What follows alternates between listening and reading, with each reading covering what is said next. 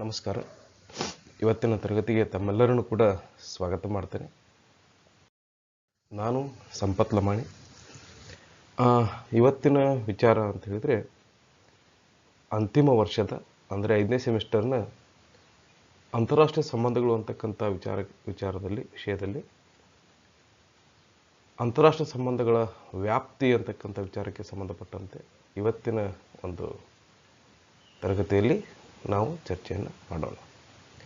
ಅಂತಾರಾಷ್ಟ್ರೀಯ ಸಂಬಂಧಗಳ ವ್ಯಾಪ್ತಿ ಅಂದರೆ, ಅಂತಾರಾಷ್ಟ್ರೀಯ ಸಂಬಂಧಗಳು ಅಂತಕ್ಕಂಥ ಏನು ವಿಷಯ ಅದ, ಆ ವಿಷಯ ಯಾವ ಯಾವ ಅಂಶಗಳನ್ನು ಒಳಗೊಂಡಿರ್ತದೆ, ಅಂದರೆ ಅದರ ಎಲ್ಲೆ ಅಥವಾ ಅದರ ಮೇರೆ, ಅದರ ಬಾರ್ಡರ್, ವಾಟ್ ಇಟ್ ಕಂಟೆಂಟ್ಸ್, ಅದು ಏನನ್ನು ಒಳಗೊಂಡಿರ್ತದೆ ಅಂತಕ್ಕಂಥ ವಿಚಾರವನ್ನು ನಾವು ಈ ಒಂದು ತರಗತಿಯಲ್ಲಿ ಚರ್ಚೆ ಮಾಡೋಣ. ಅಂತಾರಾಷ್ಟ್ರೀಯ ಸಂಬಂಧಗಳ ಅಂತಕ್ಕಂಥ ವಿಷಯ ಒಂದು ಸ್ವತಂತ್ರವಾಗತಕ್ಕಂಥ ಅಧ್ಯಯನವಾಗಿ ರೂಪುಗೊಂಡಿರ್ತಕ್ಕಂಥದ್ದು. ಅದು 1950ರ ನಂತರ ಅಂತಕ್ಕಂಥ ವಿಚಾರ.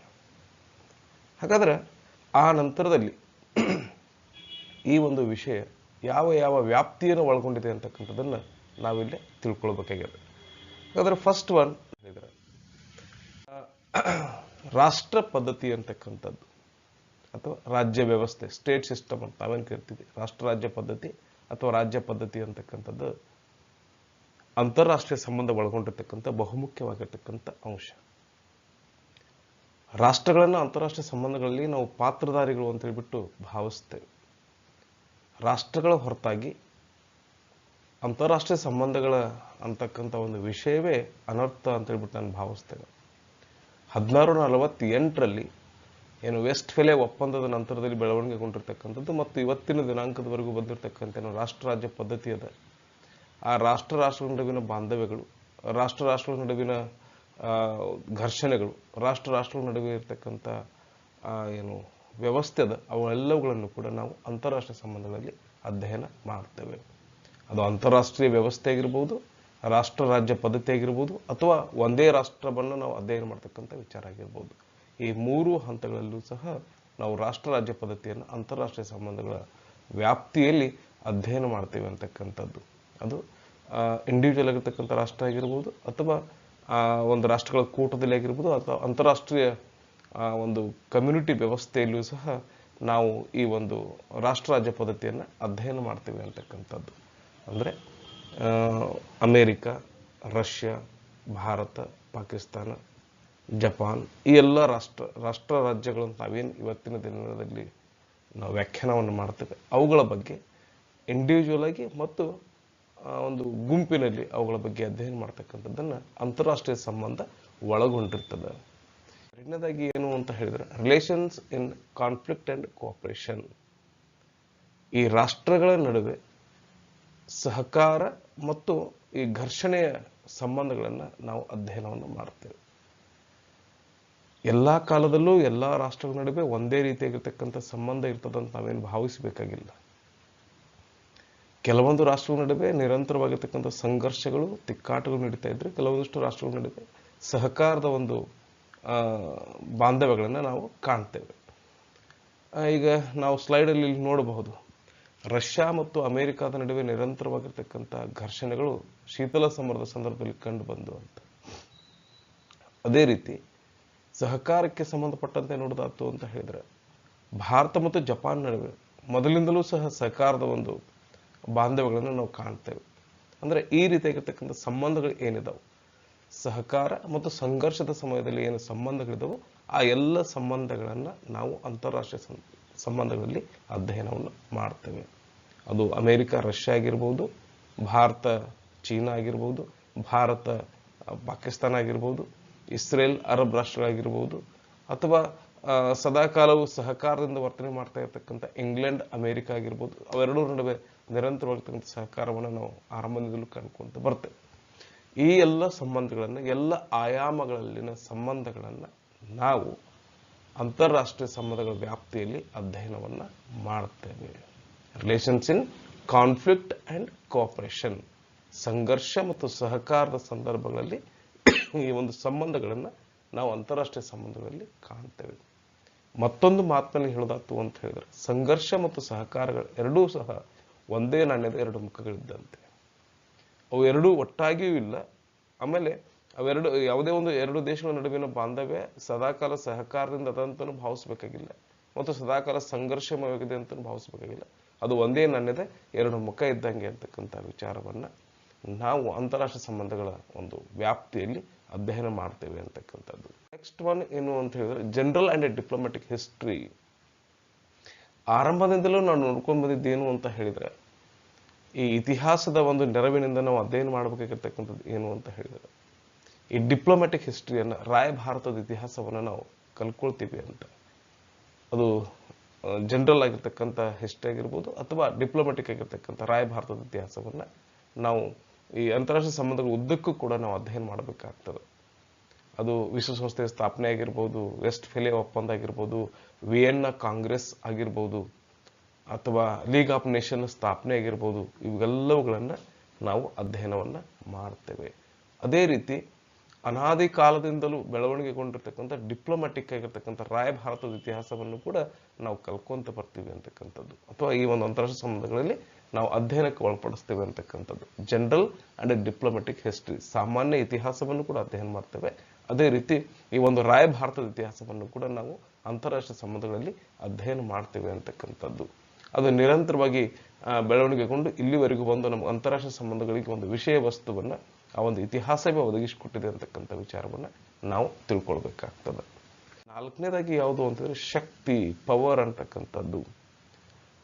ಬಹುಶಃ ಈ ಒಂದು ಪವರ್ಗೆ ಸಂಬಂಧಪಟ್ಟಂತೆ ಬೆಳವಣಿಗೆಯನ್ನು ನಾವು ಎಲ್ಲಿಂದ ಗಮನಿಸ್ತೇವೆ ಅಂತ ಹೇಳಿದ್ರೆ, ಎರಡನೇ ಜಾಗತಿಕ ಯುದ್ಧ ಮುಗಿದಾದ ಬಳಿಕ ಶೀತಲ ಸಮರದ ಸಂದರ್ಭದಲ್ಲಿ ಅಮೆರಿಕ ಮತ್ತು ರಷ್ಯಾ ದೇಶಗಳು ನಿರಂತರವಾಗಿ ತಮ್ಮ ಶಕ್ತಿ ಅಥವಾ ಸಾಮರ್ಥ್ಯವನ್ನು ಪ್ರದರ್ಶನ ಮಾಡಲಿಕ್ಕೆ ನಿರಂತರವಾಗಿ ಶ್ರಮಿಸಿದ್ದನ್ನು ನಾವಿಲ್ಲಿ ಕಾಣ್ತೇವೆ.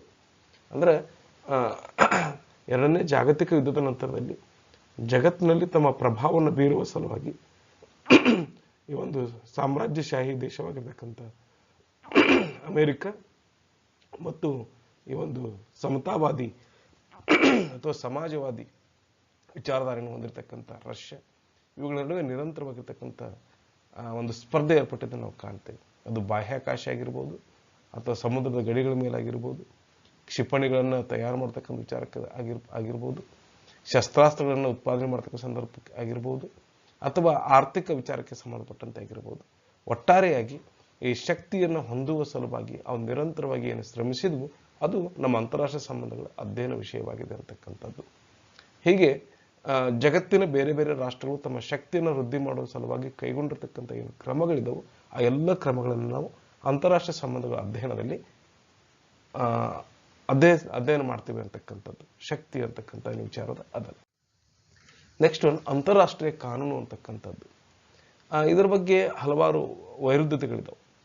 ಅಂದ್ರೆ ಅಂತಾರಾಷ್ಟ್ರೀಯ ಕಾನೂನನ್ನು ಜಾರಿಗೊಳಿಸ್ತಕ್ಕಂಥ ಘಟಕ ಯಾವುದು ಅನ್ನೋದ್ರ ಬಗ್ಗೆ, ಅಥವಾ ಅಂತಾರಾಷ್ಟ್ರೀಯ ಕಾನೂನುಗಳು ರಾಷ್ಟ್ರಗಳಿಗೆ ನಿರ್ಬಂಧಕಾರಿಯಾಗಿರ್ತಕ್ಕಂಥದ್ದು ಅಂತ ಹೇಳಿದ್ರೆ ಖಂಡಿತವಾಗಿಯೂ ಇಲ್ಲ. ಯಾಕಂತ ಹೇಳಿದ್ರೆ ಅಂತಾರಾಷ್ಟ್ರೀಯ ಕಾನೂನುಗಳನ್ನು ಜಾರಿಗೆ ತರ್ತಕ್ಕಂಥ ಒಂದು ನಿಯೋಗ ಆಗಲಿ ಘಟಕವಾಗಲಿ ಇನ್ನೂ ಕೂಡ ಜಾಗತಿಕ ಮಟ್ಟದಲ್ಲಿ ಆರಂಭ ಆಗಿಲ್ಲ. ಆದರೆ ಈ ಜಗತ್ತಿನ ಬಹುತೇಕವಾಗಿರ್ತಕ್ಕಂಥ ರಾಷ್ಟ್ರಗಳ ಒಮ್ಮತದ ಅಭಿಪ್ರಾಯವೇ ಅಂತಾರಾಷ್ಟ್ರೀಯ ಕಾನೂನು ಅಂತಕ್ಕಂಥದ್ದು. ಈ ಅಂತಾರಾಷ್ಟ್ರೀಯ ಕಾನೂನುಗಳನ್ನು ಯಾರಾದರೂ ಉಲ್ಲಂಘನೆ ಮಾಡಿದರೆ ಅವುಗಳಿಗೆ ಅಂತಹ ರಾಷ್ಟ್ರಗಳಿಗೆ ಸಾಮೂಹಿಕವಾಗಿ ಬಹಿಷ್ಕಾರ ಹಾಕ್ತಕ್ಕಂಥದ್ದು, ಅಥವಾ ಈ ಒಂದು ಅಂತಾರಾಷ್ಟ್ರೀಯ ದೀರ್ಘಕ್ಕೆ ಹೋಯಿತು ಅಂತ ಹೇಳಿದ್ರೆ, ಆ ಒಂದು ಕಾನೂನು ಉಲ್ಲಂಘನೆ ದೀರ್ಘಕ್ಕೆ ಹೋಯಿತು ಅಂತ ಹೇಳಿದ್ರೆ ಅಂತಹ ರಾಷ್ಟ್ರಗಳ ಮೇಲೆ ಒಂದು ಸಾಮೂಹಿಕವಾಗಿರ್ತಕ್ಕಂಥ ದಾಳಿ ಮಾಡ್ತಕ್ಕಂಥದ್ದನ್ನು ಸಹ ನಾವಿಲ್ಲಿ ಕಾಣ್ತೇವೆ. ಅದಕ್ಕೊಂದು ನಾನು ಬೆಸ್ಟ್ ಎಕ್ಸಾಂಪಲ್ ಕೊಡೋದಾಯ್ತು ಅಂತ ಹೇಳಿದ್ರೆ, ದಕ್ಷಿಣ ಆಫ್ರಿಕಾದಲ್ಲಿ ಏನು ವರ್ಣಭೇದ ನೀತಿ ಇತ್ತು, ಆ ವರ್ಣಭೇದ ನೀತಿಯನ್ನು ನಿಲ್ಲಿಸಬೇಕು ಅಂತೇಳಿ ಅಂತಾರಾಷ್ಟ್ರೀಯ ಸಮುದಾಯ ಕರೆ ಕೊಟ್ಟಾಗ ದಕ್ಷಿಣ ಆಫ್ರಿಕಾ ಅದನ್ನು ಒಪ್ಕೊಳ್ಳೋದಿಲ್ಲ. ಆ ಸಂದರ್ಭದಲ್ಲಿ ಅಂತಾರಾಷ್ಟ್ರೀಯ ಸಮುದಾಯದ ದಕ್ಷಿಣ ಆಫ್ರಿಕಾದ ಮೇಲೆ ಎಲ್ಲ ರೀತಿಯಾಗಿರ್ತಕ್ಕಂಥ ಬಾಂಧವ್ಯಗಳಿಗೆ ಸಂಬಂಧಪಟ್ಟಂತೆ ಬಹಿಷ್ಕಾರ ಹಾಕ್ತದೆ. ಅದು ಕ್ರೀಡೆ ಆಗಿರ್ಬೋದು, ಸಾಮಾಜಿಕ ಆಗಿರ್ಬೋದು, ಸಾಂಸ್ಕೃತಿಕ ಆಗಿರ್ಬೋದು, ಆರ್ಥಿಕ ಆಗಿರ್ಬೋದು. ಯಾವಾಗ 1991ರಲ್ಲಿ ಅದು ತನ್ನ ವರ್ಣಭೇದ ನೀತಿಯನ್ನು ಕೊನೆಗಾಣಿಸ್ತದೆ, ಆ ಸಂದರ್ಭದಲ್ಲಿ ಮಾತ್ರ ಅವುಗಳ ಮೇಲೆ ಹಾಕಿರ್ತಕ್ಕಂಥ ಬಹಿಷ್ಕಾರವನ್ನು ಅಂತಾರಾಷ್ಟ್ರೀಯ ಸಮುದಾಯ ವಾಪಸ್ ತೆಗೆದುಕೊಳ್ತಾ ಅಂತಕ್ಕಂಥದ್ದು. ಅಂದ್ರೆ ಅಂತಾರಾಷ್ಟ್ರೀಯ ಕಾನೂನು ಅಂದ್ರೆ ಏನು, ಅಂತಾರಾಷ್ಟ್ರೀಯ ಕಾನೂನುಗಳನ್ನು ಹೇಗೆ ನಾವು ಜಾರಿಗೆ ತರ್ತೀವಿ, ಅಂತಾರಾಷ್ಟ್ರೀಯ ಕಾನೂನುಗಳನ್ನು ರಚನೆ ಮಾಡೋರು ಯಾರು, ಎಲ್ಲ ವಿಚಾರಗಳನ್ನು ನಾವು ಅಂತಾರಾಷ್ಟ್ರೀಯ ಸಂಬಂಧಗಳಲ್ಲಿ ಅಧ್ಯಯನ ಮಾಡ್ತೇವೆ ಅಂತಕ್ಕಂಥದ್ದು. ನೆಕ್ಸ್ಟ್ ಒನ್ ಏನು ಅಂತ ಹೇಳಿದ್ರೆ ಅಂತಾರಾಷ್ಟ್ರೀಯ ಸಂಘಟನೆಗಳ ಬಗ್ಗೆ ಅಧ್ಯಯನ ಮಾಡ್ತೇವೆ. ಅದು ಯುಎನ್ ಆಗಿರ್ಬೋದು, ಯುನಿಸೆಫ್ ಆಗಿರ್ಬೋದು, ಅಥವಾ ಎನ್ವಿರಾನ್ಮೆಂಟ್ ಆಗಿರ್ಬೋದು, ಅಥವಾ ಯುಎನ್ ಏಡ್ಸ್ ಆಗಿರ್ಬೋದು, ಹ್ಯೂಮನ್ ರೈಟ್ಸ್ ವಾಚ್ ಆಗಿರ್ಬೋದು, ಅಥವಾ ILO ಆಗಿರ್ಬೋದು, ಯುನಿಸೆಫ್ ಆಗಿರ್ಬೋದು, ಯುನೆಸ್ಕೋ ಆಗಿರ್ಬೋದು, ADB ಆಗಿರ್ಬೋದು, IAEA ಆಗಿರ್ಬೋದು, ಎಲ್ಲ ರೀತಿಯಾಗಿರ್ತಕ್ಕಂಥ ಏನು ಸಂಘಟನೆಗಳಿದಾವೆ, ಅಂತಾರಾಷ್ಟ್ರೀಯ ಸಂಘಟನೆಗಳು, ಇವುಗಳ ರಚನೆ, ಇವುಗಳ ಉದ್ದೇಶ, ಇವುಗಳ ಕಾರ್ಯವ್ಯಾಪ್ತಿ, ಇವುಗಳು ಯಾವ ರೀತಿ ಸಫಲವಾಗಿದ್ದಾವೆ ಅಥವಾ ವಿಫಲವಾಗಿದ್ದಾವೆ ಅಂತಕ್ಕಂಥ ಎಲ್ಲ ವಿಚಾರಗಳನ್ನು ನಾವು ಅಂತಾರಾಷ್ಟ್ರೀಯ ಸಂಬಂಧಗಳನ್ನು ಅಧ್ಯಯನ ಮಾಡ್ತಕ್ಕಂಥ ಸಂದರ್ಭದಲ್ಲಿ ತಿಳ್ಕೊಳ್ಬೇಕಾಗ್ತದೆ. ಅಂದ್ರೆ ಅಂತಾರಾಷ್ಟ್ರೀಯ ಸಂಬಂಧಗಳ ವ್ಯಾಪ್ತಿ ಇದನ್ನೂ ಕೂಡ ಒಳಗೊಂಡಿದೆ ಅಂತಕ್ಕಂಥದ್ದು. ಅಂತಾರಾಷ್ಟ್ರೀಯ ಸಂಘಟನೆಗಳು ಅದು ವರ್ಲ್ಡ್ ವೈಡ್ ಫೆಡರೇಷನ್ ಆಗಿರ್ಬೋದು, ಅಂದ್ರೆ ಏನು ಪ್ರಾಣಿ ದಯಾ ಸಂಘಟನೆ ಆಗಿರ್ತಕ್ಕಂಥದ್ದಾಗಿರ್ಬೋದು, ಅಥವಾ ಇನ್ನಿತರವಾಗಿರ್ತಕ್ಕಂಥ ಏನು ಈ ಹಲವಾರು ಅಂತಾರಾಷ್ಟ್ರೀಯ ಸಂಘಟನೆಗಳಿದ್ದು ಅವುಗಳ ರಚನೆಗಳ ಬಗ್ಗೆ, ಅವುಗಳ ಕಾರ್ಯವ್ಯಾಪ್ತಿಗಳ ಬಗ್ಗೆ ನಾವು ಅಂತಾರಾಷ್ಟ್ರೀಯ ಸಂಬಂಧಗಳಲ್ಲಿ ಅಧ್ಯಯನ ಮಾಡ್ತೇವೆ ಅಂತಕ್ಕಂಥ. ಅದೇ ರೀತಿ ಮತ್ತೊಂದು ಅಂತಿದ್ರೆ ಭೂ ರಾಜಕಾರಣ ಅಂತಕ್ಕಂಥ ವಿಚಾರದ ಬಗ್ಗೆ ನಾವು ತಿಳ್ಕೊಳ್ತೀವಿ. ಯಾಕೆ ಜಗತ್ತಿನ ಕೆಲವೊಂದಿಷ್ಟು ರಾಷ್ಟ್ರಗಳು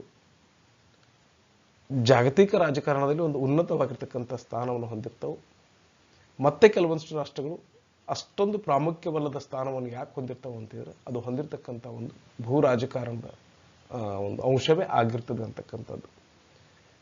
ಇಂಗ್ಲೆಂಡ್ ಸೂರ್ಯ ಮುಳುಗದ ಸಾಮ್ರಾಜ್ಯ ಅಂತ ಯಾಕಾಗಿತ್ತು ಅಂತಿದ್ರೆ ಅದು ಹೊಂದಿರತಕ್ಕಂಥ ಒಂದು ಭೌಗೋಳಿಕವಾಗಿರ್ತಕ್ಕಂಥ ಸ್ಥಾನವೇ ಆಗಿತ್ತು. ಅಮೆರಿಕ ದೇಶ ಎರಡನೇ ಜಾಗತಿಕ ಯುದ್ಧದವರೆಗೂ ಸಹ ಐಸೋಲೇಷನ್, ಏಕಾಂಗಿತನದ ನೀತಿಯನ್ನು ಯಾಕೆ ಅನುಸರಿಸ್ತು ಅಂತಿದ್ರೆ ಅದು ಹೊಂದಿರತಕ್ಕಂಥ ಜಿಯೋ ಪಾಲಿಟಿಕ್ಸೇ ಆಗಿತ್ತು ಅಂತ. ಅಂದ್ರೆ ಯಾವ ರಾಷ್ಟ್ರ ಯಾವ ಜಗತ್ತಿನ ಯಾವ ಭಾಗದಲ್ಲಿ ನೆಲೆಸಿದೆ ಅಂತಕ್ಕಂಥ ಅನ್ನೋದರ ಆಧಾರದ ಮೇಲೆ ಅವುಗಳ ಒಂದು ಪ್ರಾಧಾನ್ಯತೆ ಅಥವಾ ಪ್ರಾಮುಖ್ಯತೆ ನಿರ್ಧರಿಸಲ್ಪಡ್ತದೆ ಅಂತಕ್ಕಂಥ ವಿಚಾರವನ್ನು ನಾವು ಅಂತಾರಾಷ್ಟ್ರೀಯ ಸಂಬಂಧಗಳ ಮೂಲಕವಾಗಿ ತಿಳ್ಕೊಳ್ತೇವೆ. ಆಸ್ಟ್ರೇಲಿಯಾ ಆಗಿರ್ಬೋದು, ಇವತ್ತಿನ ದಿನ ಅಮೆರಿಕ, ಭಾರತ, ಚೈನಾ, ಜಪಾನ್ ಮತ್ತು ಇಂಗ್ಲೆಂಡ್ನಂತಹ ದೇಶಗಳು ಯಾಕೆ ಜಗತ್ತಿನಲ್ಲಿ ಪ್ರಮುಖವಾಗಿರ್ತಕ್ಕಂಥ ನಿರ್ಧರಿತವಾಗಿರ್ತಕ್ಕಂಥ ರಾಷ್ಟ್ರಗಳಲ್ಲಿ ಅವು ಭಾಗಿಯಾಗಿದ್ದಾವೆ, ಸ್ಥಾನವನ್ನು ಯಾಕೆ ಪಡ್ಕೊಂಡಿದ್ದಾವೆ ಅಂತ ಹೇಳಿದ್ರೆ ಬಿಕಾಸ್ ಆಫ್ ಜಿಯೋ ಪಾಲಿಟಿಕ್ಸ್ ಅಂತಕ್ಕಂಥದ್ದು. ಈ ಎಲ್ಲ ಅಂಶಗಳನ್ನು ನಾವು ಅಂತಾರಾಷ್ಟ್ರೀಯ ಸಂಬಂಧಗಳಲ್ಲಿ ಅಧ್ಯಯನ ಮಾಡ್ತೇವೆ ಅಂತ. ಅದೇ ರೀತಿಯಾಗಿ ಅಂತಾರಾಷ್ಟ್ರೀಯ ವ್ಯವಸ್ಥೆಯ ಬಗ್ಗೆಯೂ ಸಹ ನಾವು ಅಂತಾರಾಷ್ಟ್ರೀಯ ಸಂಬಂಧಗಳಲ್ಲಿ ಅಧ್ಯಯನ ಮಾಡ್ತೇವೆ. ಯುನಿಪೋಲಾರ್, ಬೈಪೋಲಾರ್ ಮತ್ತು ಮಲ್ಟಿಪೋಲಾರ್ ಅಂತಕ್ಕಂಥ ಏನು ಸಿಸ್ಟಮ್ ಏನದ, ಏಕಸ್ವಾಮ್ಯ, ದ್ವಿಸ್ವಾಮ್ಯ ಅಥವಾ ಏಕ ಧ್ರುವೀಕರಣ ಮತ್ತು ದ್ವಿಧ್ರುವೀಕರಣ ಮತ್ತು ಬಹುಧ್ರುವೀಕರಣ ಅಂತಕ್ಕಂಥ ಏನು ಕಾನ್ಸೆಪ್ಟ್ ಅದ, ಇದನ್ನು ನಾವು ಏನು ಮಾಡ್ತೀವಿ ಅಂತ ಹೇಳಿದ್ರೆ ಅಂತಾರಾಷ್ಟ್ರೀಯ ಸಂಬಂಧಗಳಲ್ಲಿ ಅಧ್ಯಯನ ಮಾಡ್ತೇವೆ. ನಾನು ಇದನ್ನ ಎರಡನೇ ಬಯೋಪೋಲಾರ್ ಅಂತಕ್ಕಂಥ ಏನು ದ್ವಿಧ್ರುವೀಕರಣ ಅದ ಅಲ್ಲಿಂದ ನಾನು ಆರಂಭ ಮಾಡ್ತೇನೆ. ಎರಡನೇ ಜಾಗತಿಕ ಯುದ್ಧದ ಸಂದರ್ಭದಲ್ಲಿ ಇಡೀ ಜಗತ್ತು ಎರಡು ಧ್ರುವಗಳಾಗಿ ವಿಂಗಡಣೆಯಾಗಿತ್ತು ಅಂತಕ್ಕಂಥದ್ದು. ಒಂದು ಅಮೆರಿಕ ಬಣ, ಮತ್ತೊಂದು ರಷ್ಯಾ ಬಣ ಅಂತಕ್ಕಂಥದ್ದು. 1991 ನಂತರದಲ್ಲಿ ಯಾವಾಗ ರಷ್ಯಾದ ವಿಘಟನೆ ಆಗ್ತದೆ ಆಗ ಅಮೆರಿಕ ಯುನಿಪೋಲಾರ್ ಆಗಿ ಹೊರಹೊಮ್ತು ಅಂತಕ್ಕಂಥದ್ದು. ಏಕ ಧ್ರುವೀಕರಣವಾಗಿ ಅಂದ್ರೆ ಜಗತ್ತಿನ ಶಕ್ತಿಯನ್ನು ನಿರ್ಧಾರ ಮಾಡ್ತಕ್ಕಂಥ, ಜಗತ್ತಿನ ಪ್ರಮುಖ ನಿರ್ಧಾರಗಳನ್ನು ಕೈಗೊಳ್ತಕ್ಕಂಥ ಪ್ರಭಾವವನ್ನು ಜಗತ್ತಿನ ಏಕೈಕ ದೇಶ ಹೊಂತು ಅಂತಕ್ಕಂಥದ್ದು ಅಮೆರಿಕ. ಅದು 2000 ಇಸ್ವಿವರೆಗೂ ಮುಂದುವರಿತು ಅಂತಕ್ಕಂಥದ್ದು. ಆ ನಂತರದಲ್ಲಿ ಬದಲಾಗಿರ್ತಕ್ಕಂಥ ಕಾಲಮಾನಕ್ಕೆ ಅನುಸಾರವಾಗಿ ಬ್ರಾಜಿಲ್, ಭಾರತ, ಚೀನಾ ಮತ್ತು ರಷ್ಯಾವೂ ಸಹ ಒನ್ಸ್ ಅಗೇನ್ ಅದು ತನ್ನ ಪ್ರಭಾವವನ್ನು ಬಳಸ್ಕೊಂಡಿದ್ದರಿಂದಾಗಿ ಇವತ್ತು ಜಗತ್ತು ಏನಾಗಿದೆಪ್ಪ ಅಂತಂದ್ರೆ ಬಹುಪಕ್ಷೀಯವಾಗಿರ್ತಕ್ಕಂಥ ಅಥವಾ ಬಹುಧ್ರುವೀಕರಣ ಹೊಂದಿರತಕ್ಕಂಥ ಒಂದು ಶಕ್ತಿಯ ವ್ಯವಸ್ಥೆಯಾಗಿ ಹೊರಹೊಮ್ಮಿರ್ತಕ್ಕಂಥ ಈ ಎಲ್ಲ ವಿಚಾರಗಳನ್ನು ನಾವು ಅಂತಾರಾಷ್ಟ್ರೀಯ ವ್ಯವಸ್ಥೆ ಅಂತಕ್ಕಂಥ ವಿಚಾರವನ್ನು ಅಂತಾರಾಷ್ಟ್ರೀಯ ಸಂಬಂಧಗಳಲ್ಲಿ ಅಧ್ಯಯನ ಮಾಡ್ತೇವೆ ಅಂತಕ್ಕಂಥದ್ದು. ಇನ್ನು ನೆಕ್ಸ್ಟ್ ಅಂತ ಹೇಳಿದರೆ ಐಡಿಯಾಲಜೀಸ್, ಸಿದ್ಧಾಂತಗಳ ಬಗ್ಗೆ ಅಧ್ಯಯನ ಮಾಡ್ತೇವೆ. ಅದು ಪ್ರಜಾಪ್ರಭುತ್ವ ಆಗಿರ್ಬೋದು, ಅಥವಾ ಸಮಾಜವಾದ ಆಗಿರ್ಬೋದು, ಸಮತಾವಾದ ಆಗಿರ್ಬೋದು, ಫ್ಯಾಸಿಸ್ಟ್ವಾದ ಆಗಿರ್ಬೋದು, ಆಮೇಲೆ ಈ ಸಮಾಜವಾದ, ಉದಾರವಾದ, ಇವೆಲ್ಲ ಸಿದ್ಧಾಂತಗಳು ಅಂತಾರಾಷ್ಟ್ರೀಯ ರಾಜಕಾರಣದ ಮೇಲೆ ಯಾವ ರೀತಿಯಾಗಿ ಪ್ರಭಾವ ಬೀರಿದು ಅಂತಕ್ಕಂಥ ವಿಚಾರವನ್ನು ನಾವು ಅಂತಾರಾಷ್ಟ್ರೀಯ ಸಂಬಂಧಗಳಲ್ಲಿ ಅಧ್ಯಯನ ಮಾಡ್ತೇವೆ. ಬಹುಶಃ ನಮ್ಮೆಲ್ಲರಿಗೂ ಗೊತ್ತಿರುವಂತೆ ಎರಡನೇ ಜಾಗತಿಕ ಯುದ್ಧದ ನಂತರದಲ್ಲಿ ಆಗಿರ್ತಕ್ಕಂಥ ಬೆಳವಣಿಗೆ ಏನದ, ಶೀತಲ ಸಮರ ಏನದ, ಅದು ಸೈದ್ಧಾಂತಿಕವಾಗಿರ್ತಕ್ಕಂಥ ತಿಕ್ಕಾಟವೇ ಆಗಿತ್ತು ಅಂತಕ್ಕಂಥದ್ದು. It's an conflict between ideologies, ಸಮತಾವಾದ ಮತ್ತು ಈ ಉದಾರವಾದ ಅಂತಕ್ಕಂಥ ಏನು ಎರಡು ಪ್ರಮುಖವಾಗಿರ್ತಕ್ಕಂಥ ಸಿದ್ಧಾಂತಗಳ ನಡುವಿನ ಒಂದು ತಿಕ್ಕಾಟವನ್ನೇ ನಾವು ಶೀತಲ ಸಮರ ಅಂತ ಹೇಳ್ಬಿಟ್ಟು ಭಾವಿಸ್ತಾ ಇದ್ವಿ. ಇವತ್ತಿಗೂ ಕೂಡ ಜಗತ್ತಿನ ಬಹುತೇಕವಾಗಿರ್ತಕ್ಕಂಥ ದೇಶಗಳು ಈ ಐಡಿಯಾಲಜಿ ಆಧಾರದ ಮೇಲೆ ಕಾರ್ಯವನ್ನು ನಿರ್ವಹಣೆ ಮಾಡ್ತಕ್ಕಂಥದ್ದು, ತಮ್ಮ ಕಾರ್ಯನೀತಿಯನ್ನು ರೂಪಣೆ ಮಾಡ್ತಕ್ಕಂಥದ್ದು ನಾವು ಕಾಣ್ತೇವೆ.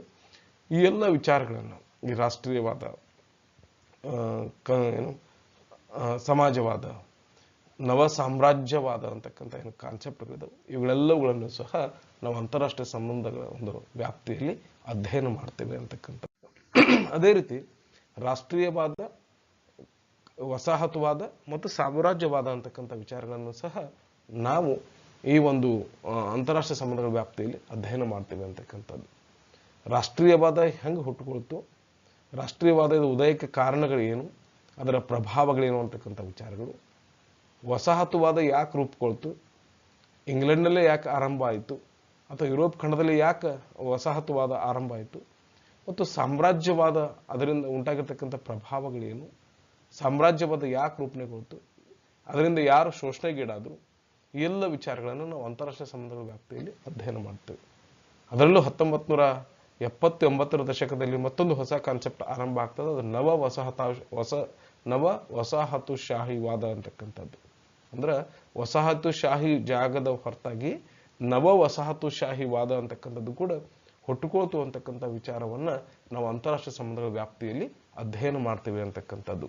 ರಾಷ್ಟ್ರೀಯವಾದ, ಕಾಲೋನಿವಾದ ಅಂದ್ರೆ ಈ ವಸಾಹತುಶಾಹಿವಾದ ಮತ್ತು ಸಾಮ್ರಾಜ್ಯಶಾಹಿವಾದ, ಇವುಗಳು ಯಾಕೆ ಹುಟ್ಟುಕೊಂಡು, ಈ ಮೂರು ಕಾನ್ಸೆಪ್ಟು ಮತ್ತು ಇವುಗಳಿಂದ ಆಗಿರ್ತಕ್ಕಂಥ ಬೆಳವಣಿಗೆಗಳು ಏನು ಅಂತಕ್ಕಂಥ ವಿಚಾರವನ್ನು ಮತ್ತು ಅದರಿಂದ ಆಗಿರ್ತಕ್ಕಂಥ ಪ್ರಭಾವಗಳು ಏನೇನು ಅಂತಕ್ಕಂಥದ್ದನ್ನು ನಾವು ಅಂತಾರಾಷ್ಟ್ರೀಯ ಸಂಬಂಧಗಳ ವ್ಯಾಪ್ತಿಯಲ್ಲಿ ಅಧ್ಯಯನ ಮಾಡ್ತೇವೆ ಅಂತಕ್ಕಂಥದ್ದು. ಅದೇ ರೀತಿ ಫಾರಿನ್ ಪಾಲಿಸಿ, ವಿದೇಶಾಂಗ ನೀತಿ. ಜಗತ್ತಿನ ಪ್ರತಿಯೊಂದು ದೇಶವೂ ಕೂಡ ತನ್ನದೇ ಆಗಿರ್ತಕ್ಕಂಥ ವಿದೇಶಾಂಗ ನೀತಿಯನ್ನು ಹೊಂದಿರ್ತದೆ. ತನ್ನದೇ ಆಗಿರ್ತಕ್ಕಂಥ ರಾಷ್ಟ್ರೀಯ ಹಿತಾಸಕ್ತಿಗಳನ್ನು ಈಡೇರಿಸಿಕೊಳ್ಳುವ ಸಲುವಾಗಿ ತನ್ನದೇ ಆಗಿರ್ತಕ್ಕಂಥ ವಿದೇಶಾಂಗ ನೀತಿಯನ್ನು ಹೊಂದಿರ್ತದೆ. ಆ ವಿದೇಶಾಂಗ ನೀತಿಗಳು ಏನು, ಅವುಗಳ ಉದ್ದೇಶಗಳು ಏನು, ಪ್ರತಿಯೊಂದು ರಾಷ್ಟ್ರದ ವಿದೇಶಾಂಗ ನೀತಿಯ ಉದ್ದೇಶ ಏನು ಮತ್ತು ಯಾವ ಉದ್ದೇಶದ ಸಾಕಾರಕ್ಕಾಗಿ ವಿದೇಶಾಂಗ ನೀತಿಯನ್ನು ರೂಪಿಸಿಕೊಂಡಿರ್ತದೆ ಅಂತಕ್ಕಂಥ ಎಲ್ಲ ವಿಚಾರಗಳನ್ನು ನಾವು ಅಂತಾರಾಷ್ಟ್ರೀಯ ಸಂಬಂಧಗಳ ವ್ಯಾಪ್ತಿಯಲ್ಲಿ ಅಧ್ಯಯನ ಮಾಡ್ತೇವೆ. ಉದಾಹರಣೆ ತೆಗೆದುಕೊಳ್ಳೋದಾಯ್ತು ಅಂತ ಹೇಳಿದ್ರೆ, ಅಮೆರಿಕದ ವಿದೇಶಾಂಗ ನೀತಿಯ ಹಿನ್ನೆಲೆಯೇ ಬೇರೆ, ಚೀನಾದ ವಿದೇಶಾಂಗ ನೀತಿಯ ಹಿನ್ನೆಲೆಯೇ ಬೇರೆ, ಭಾರತದ ವಿದೇಶಾಂಗ ನೀತಿಯ ಹಿನ್ನೆಲೆಯೇ ಬೇರೆ. ಈ ಹಿನ್ನೆಲೆ ಏನು ಮತ್ತು ಆ ವಿದೇಶಾಂಗ ನೀತಿಯ ಉದ್ದೇಶ ಏನು, ಯಾವ ಉದ್ದೇಶದ ಸಾಕಾರಕ್ಕಾಗಿ ವಿದೇಶಾಂಗ ನೀತಿ ಕಾರ್ಯನಿರ್ವಹಣೆ ಮಾಡ್ತಾ ಇದೆ ಅಂತಕ್ಕಂಥದ್ದನ್ನು, ಅದು ಧಾರ್ಮಿಕ ಅಂಶದ ಆಧಾರದ ಮೇಲಿದೆಯೋ, ಆರ್ಥಿಕ ಹಿತಾಸಕ್ತಿಗಳನ್ನ ಈಡೇರಿಸಿಕೊಳ್ಳೋ ಆಧಾರದಲ್ಲಿದೆಯೋ, ಸಾಂಸ್ಕೃತಿಕ ಹಿತಾಸಕ್ತಿ ಈಡೇರಿಸಿಕೊಳ್ಳೋ ಆಧಾರದಲ್ಲಿದೆಯೋ ಅಂತಕ್ಕಂಥ ವಿಚಾರವನ್ನು ನಾವು ಅಂತಾರಾಷ್ಟ್ರೀಯ ಸಂಬಂಧಗಳ ಒಂದು ವ್ಯಾಪ್ತಿಯಲ್ಲಿ ಅಧ್ಯಯನ ಮಾಡ್ತೇವೆ ಅಂತಕ್ಕಂಥದ್ದು. ಅದೇ ರೀತಿ ರಾಷ್ಟ್ರೀಯ ಹಿತಾಸಕ್ತಿಗಳನ್ನು ಸಹ ನಾವು ಅಂತಾರಾಷ್ಟ್ರೀಯ ಸಂಬಂಧಗಳ ವ್ಯಾಪ್ತಿಯಲ್ಲಿ ಅಧ್ಯಯನ ಮಾಡ್ತೇವೆ. ಒಂದು ರಾಷ್ಟ್ರದ ಅಂತ ಹೇಳಿದರೆ ಆ ರಾಷ್ಟ್ರಕ್ಕೆ ತನ್ನದೇ ಆಗಿರ್ತಕ್ಕಂಥ ರಾಷ್ಟ್ರೀಯ ಹಿತಾಸಕ್ತಿ ಇದೆ. ಆ ರಾಷ್ಟ್ರೀಯ ಹಿತಾಸಕ್ತಿಯನ್ನು ಈಡೇರಿಸಿಕೊಳ್ಳುವುದೇ ಪ್ರತಿಯೊಂದು ರಾಷ್ಟ್ರದ ಪ್ರಮುಖ ಆದ್ಯತೆಯಾಗಿರ್ತದೆ. ಆ ರಾಷ್ಟ್ರೀಯ ಹಿತಾಸಕ್ತಿಯನ್ನು ಈಡೇರಿಸಿಕೊಳ್ಳುವ ಸಲುವಾಗಿ ನಿರಂತರವಾಗಿ ಆ ರಾಷ್ಟ್ರ ಶ್ರಮಿಸ್ತಾ ಇರ್ತದೆ ಅಂತಕ್ಕಂಥ ವಿಚಾರವನ್ನು ನಾವು ಅಂತಾರಾಷ್ಟ್ರೀಯ ಸಂಬಂಧಗಳ ವ್ಯಾಪ್ತಿಯಲ್ಲಿ ಅಧ್ಯಯನವನ್ನು ಮಾಡ್ತೇವೆ. ಮುಖವಾಡ ಏನೇ ಆಗಿರ್ಬೋದು ಅಥವಾ ಅಂತ ರಾಷ್ಟ್ರಗಳು ತೋರಿಸ್ಕೊಳ್ತಕ್ಕಂಥ ಒಂದು ಮುಖ ಏನೇ ಆಗಿರ್ಬೋದು, ಆದರೆ ಅದರ ಹಿಡನ್ ಅಜೆಂಡಾ ಏನಾಗಿರ್ತದೆ ಅಂತ ಹೇಳಿದ್ರೆ ತನ್ನ ಹಿತಾಸಕ್ತಿಯನ್ನು ಈಡೇರಿಸಿಕೊಳ್ಳುವುದೇ ಆಗಿರ್ತದೆ ಅಂತಕ್ಕಂಥದ್ದು. ಮೇಲು ನೋಟದಲ್ಲಿ ಒಂದು ರಾಷ್ಟ್ರ ಮತ್ತೊಂದು ರಾಷ್ಟ್ರಕ್ಕೆ ಹೆಲ್ಪ್ ಮಾಡ್ತದೆ ಅಂತ ಅನಿಸಬಹುದು, ಆದರೆ ಅದರ ಹಿಂದಿರ್ತಕ್ಕಂಥ ಉದ್ದೇಶ ಏನಾಗಿರ್ತದಪ್ಪ ಅಂತಿದ್ರೆ ತನ್ನ ರಾಷ್ಟ್ರೀಯ ಹಿತಾಸಕ್ತಿಯನ್ನು ಈಡೇರಿಸಿಕೊಳ್ಳೋದೇ ಆಗಿರ್ತದೆ ಅಂತಕ್ಕಂಥದ್ದು. ಈ ಎಲ್ಲ ಅಂಶಗಳನ್ನು, ರಾಷ್ಟ್ರೀಯ ಹಿತಾಸಕ್ತಿಗಳನ್ನು ಈಡೇರಿಸಿಕೊಳ್ಳುವ ಸಲುವಾಗಿ ಯಾವ ರಾಷ್ಟ್ರ ಯಾವ ನೀತಿಯನ್ನು ಅನುಸರಿಸ್ತಾ ಇದೆ ಅಂತಕ್ಕಂಥ ಎಲ್ಲ ವಿಚಾರಗಳನ್ನು ನಾವು ಅಂತಾರಾಷ್ಟ್ರೀಯ ಸಂಬಂಧಗಳ ವ್ಯಾಪ್ತಿಯಲ್ಲಿ ಅಧ್ಯಯನವನ್ನು. ಅದೇ ರೀತಿಯಾಗಿ ಪಾಲಿಸಿ ಮೇಕಿಂಗ್, ಯಾವ ರಾಷ್ಟ್ರ ಯಾವ ರೀತಿಯಾಗಿರ್ತಕ್ಕಂಥ ಪಾಲಿಸಿಗಳನ್ನು, ನೀತಿ ನಿರೂಪಣೆಗಳನ್ನು ಮಾಡ್ತಾ ಇದೆ ಅಂತಕ್ಕಂಥ ವಿಚಾರವನ್ನು ನಾವು ಅಂತಾರಾಷ್ಟ್ರೀಯ ಸಂಬಂಧಗಳ ವ್ಯಾಪ್ತಿಯಲ್ಲಿ ಅಧ್ಯಯನ ಮಾಡ್ತೇವೆ. ಉದಾಹರಣೆಗಾಗಿ ಚೀನಾ ದೇಶ ಪಾಕ್ ಆಕ್ರಮಿತ ಕಾಶ್ಮೀರದ ಮೂಲಕವಾಗಿ ಮತ್ತು ಪಾಕಿಸ್ತಾನದ ಮೂಲಕವಾಗಿ ಗಾದ್ವಾರ್ ಬಂದರನ್ನು ಸಂಪರ್ಕ ಮಾಡ್ತಕ್ಕಂಥ ಒಂದು ಎಕ್ಸ್ಪ್ರೆಸ್ ಕಾರಿಡಾರ್ ವೇಯನ್ನು ಮಾಡ್ತದ, ಒಂದು ಪಾಲಿಸಿ ಮೇಕಿಂಗ್ ಮಾಡ್ತದ ಅಂತಿದ್ರೆ ಅದರ ಹಿಂದಿನ ಉದ್ದೇಶ ಏನದ? ದಕ್ಷಿಣ ಚೀನಾ ಸಮುದ್ರದಲ್ಲಿ ಚೈನಾ ದೇಶ ಒಂದು ಆಕ್ರಮಣಕಾರಿಯಾಗಿರ್ತಕ್ಕಂಥ ನೀತಿಯನ್ನು ಅನುಸರಿಸ್ತದೆ ಅಂತಿದ್ರೆ ಅದ್ರ ಹಿಂದಿರ್ತಕ್ಕಂಥ ಮರ್ಮ ಏನು ಮತ್ತು ಯಾವ ಉದ್ದೇಶಕ್ಕಾಗಿ ಆ ಒಂದು ನೀತಿ ಅನ್ನೋದು ಅನುಸರಿಸ್ತಾ ಇದೆ ಅಂತಕ್ಕಂಥದ್ದು. ಹಂಬತೋಟ ಅಂತಕ್ಕಂಥ ಏನು ಬಂದರದ ಆ ಬಂದರಿನ ಮೇಲೆ ಸ್ವಾಮಿತ್ವವನ್ನು ಮಾಡಿಕೊಳ್ಳೋ ಸಲುವಾಗಿ ಚೈನಾ ದೇಶ ಶ್ರೀಲಂಕಾದ ಮೇಲೆ ಯಾವ ರೀತಿಯಾಗಿರ್ತಕ್ಕಂಥ ಒತ್ತಡವನ್ನು ನಿರೂಪಣೆ ಮಾಡ್ತದೆ ಮತ್ತು ಯಾವ ಉದ್ದೇಶಕ್ಕಾಗಿ ಅಂತಕ್ಕಂಥದ್ದು. ಹೀಗೆ ಹಲವಾರು ದೇಶಗಳು ಸಹ ಪಾಲಿಸಿ ಮೇಕಿಂಗ್ ಅನ್ನು ಮಾಡ್ತಾವೆ, ಅಂದ್ರೆ ನೀತಿ ನಿರೂಪಣೆಯನ್ನು ಮಾಡ್ತಾವೆ. ಆ ನೀತಿ ನಿರೂಪಣೆಯನ್ನು ಯಾವ ಕಾರಣಕ್ಕಾಗಿ ಮಾಡ್ತಾವೆ, ಅದರ ಉದ್ದೇಶ ಏನು, ಅವುಗಳಿಗೆ ಆಗಿರ್ತಕ್ಕಂಥ ಲಾಭ ಏನು ಮತ್ತು ಹಾನಿ ಏನು ಅಂತಕ್ಕಂಥ ಎಲ್ಲ ವಿಚಾರಗಳನ್ನು ನಾವು ಅಂತಾರಾಷ್ಟ್ರೀಯ ಸಂಬಂಧಗಳ ವ್ಯಾಪ್ತಿಯಲ್ಲಿ ಅಧ್ಯಯನವನ್ನು ಮಾಡುವಂಥದ್ದು. ನೆಕ್ಸ್ಟ್ ಒನ್ ನ್ಯಾಷನಲ್ ಕ್ಯಾರೆಕ್ಟರ್ ಅಂತಕ್ಕಂಥದ್ದು. ಈ ಒಂದು ಏನು ಅಂತಾರಾಷ್ಟ್ರೀಯ ಸಂಬಂಧಗಳ ವ್ಯಾಪ್ತಿಯಲ್ಲಿ ನಾವು ಅಧ್ಯಯನ ಮಾಡ್ತಕ್ಕಂಥದ್ದು ಏನು ಅಂತ ಹೇಳಿದ್ರೆ ಆಯಾ ರಾಷ್ಟ್ರಗಳ ಜನರ ಗುಣ ಹೇಗಿದೆ ಅಂತಕ್ಕಂಥದ್ದನ್ನು ಕೂಡ ಅಧ್ಯಯನ ಮಾಡ್ತೇವೆ. ಎರಡನೇ ಜಾಗತಿಕ ಯುದ್ಧಕ್ಕೆ ಕಾರಣವಾಗಿರ್ತಕ್ಕಂಥದ್ದು ಏನು ಅಂತ ಹೇಳಿದ್ರೆ ಜರ್ಮನ್ನರ ಅತ್ಯುಗ್ರವಾಗಿರ್ತಕ್ಕಂಥ ರಾಷ್ಟ್ರೀಯತೆ, ಅವರು ಅದನ್ನು ಸ್ವೀಕಾರ ಮಾಡಿರ್ತಕ್ಕಂಥ ಗುಣದಿಂದಾಗಿ ಎರಡನೇ ಜಾಗತಿಕ ಯುದ್ಧ ಆರಂಭ ಆಯಿತು ಅಂತಕ್ಕಂಥದ್ದು. ನ್ಯಾಷನಲ್ ಕ್ಯಾರೆಕ್ಟರ್ ಅಂತ ನಾವೇನು ಅಂದ್ರೆ ರಾಷ್ಟ್ರದ ಗುಣ. ಕೆಲವೊಂದಿಷ್ಟು ರಾಷ್ಟ್ರಗಳು ಯಾಕೆ ಉಗ್ರವಾಗಿರ್ತಕ್ಕಂಥ ಒಂದು ಮನೋಭಾವನೆಯನ್ನು ಪ್ರದರ್ಶನ ಮಾಡ್ತಾವೆ, ಯಾಕೆ ಕೆಲವೊಂದಿಷ್ಟು ರಾಷ್ಟ್ರಗಳು ಸೌಮ್ಯವಾಗಿರ್ತಕ್ಕಂಥ ಮನೋಭಾವನೆಯನ್ನು ಪ್ರದರ್ಶನ ಮಾಡ್ತಾವೆ ಅಂತಿದ್ರೆ ಆ ರಾಷ್ಟ್ರದ ಜನರು ಹೊಂದಿರತಕ್ಕಂಥ ಒಂದು ಗುಣಲಕ್ಷಣಗಳಿಂದಾಗಿ ಅಂತಕ್ಕಂಥದ್ದು. ಅದಕ್ಕಾಗಿ ನಾವೇನು ಮಾಡ್ತೀವಿ ಅಂತ ಹೇಳಿದ್ರೆ ಜಗತ್ತಿನ ಬೇರೆ ಬೇರೆ ದೇಶಗಳು ಯಾವ ರೀತಿಯಾಗಿರ್ತಕ್ಕಂಥ ಒಂದು ಕ್ಯಾರೆಕ್ಟರ್ನ್ನು ಹೊಂದಿದಾವೆ ಅಂತಕ್ಕಂಥದ್ದು, ನ್ಯಾಷನಲ್ ಕ್ಯಾರೆಕ್ಟರ್ನ ಹೊಂದಿರ್ತಾವೆ ಅಂತಕ್ಕಂಥದ್ದು ವಿಚಾರದ ಬಗ್ಗೆ ನಾವು ಅಂತಾರಾಷ್ಟ್ರೀಯ ಸಂಬಂಧಗಳ ವ್ಯಾಪ್ತಿಯಲ್ಲಿ ಅಧ್ಯಯನ ಮಾಡ್ತೇವೆ ಅಂತಕ್ಕಂಥದ್ದು. ನೆಕ್ಸ್ಟ್ ಒನ್ ಅಂತ ಹೇಳಿದ್ರೆ ಏನು ಸೈನಿಕ ಒಂದು ವಿಚಾರಗಳನ್ನು, ಮಿಲಿಟರಿ ಅಂಡ್ ಸ್ಟ್ರಾಟಜಿಕ್ ಫ್ಯಾಕ್ಟರ್ಸ್ಗಳನ್ನು ಕೂಡ ನಾವು ಅಧ್ಯಯನ ಮಾಡ್ತೇವೆ. ಜಗತ್ತಿನ ಎಲ್ಲ ದೇಶಗಳು ಸಹ ಒಂದೇ ರೀತಿಯಾಗಿರ್ತಕ್ಕಂಥ ಮಿಲಿಟರಿ ಸ್ಟ್ರಾಟಜಿಕ್ಸ್ ಅಂಶಗಳನ್ನು ಹೊಂದಿರೋದಿಲ್ಲ. ಬೇರೆ ಬೇರೆ ದೇಶಗಳು ಬೇರೆ ಬೇರೆ ರೀತಿಯಾಗಿರ್ತಕ್ಕಂಥ ಈ ಒಂದು ಮಿಲಿಟರಿ ಅಂದ್ರೆ ಸೈನಿಕವಾಗಿರ್ತಕ್ಕಂಥ ಸಿದ್ಧಾಂತಗಳನ್ನು, ಸೈನಿಕವಾಗಿರ್ತಕ್ಕಂಥ ಟೆಕ್ನಿಕ್ಸ್ಗಳನ್ನು, ತಂತ್ರಗಳನ್ನು ಹೊಂದಿರ್ತಾವೆ ಅಂತಕ್ಕಂಥದ್ದು.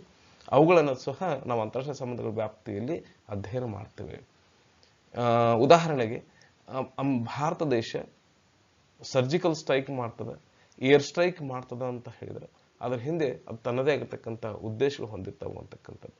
ಈ ಯಾವ ಕಾರಣಕ್ಕಾಗಿ ಅದು ಏರ್ ಸ್ಟ್ರೈಕ್ ಮಾಡ್ತದ, ಸರ್ಜಿಕಲ್ ಸ್ಟ್ರೈಕ್ ಮಾಡ್ತದ ಅಂತಕ್ಕಂಥ ವಿಚಾರಗಳನ್ನ ನಾವು ಅಂತಾರಾಷ್ಟ್ರೀಯ ಸಂಬಂಧಗಳ ವ್ಯಾಪ್ತಿಯಲ್ಲಿ ಅಧ್ಯಯನ ಮಾಡ್ತೇವೆ ಅಂತಕ್ಕಂಥದ್ದು.